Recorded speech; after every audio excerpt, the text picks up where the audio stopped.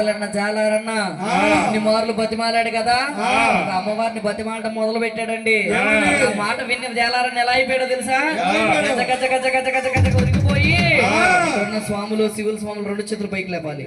అందరూ ఏమని ప్రాధాయపడుతున్నాడో తెలుసా?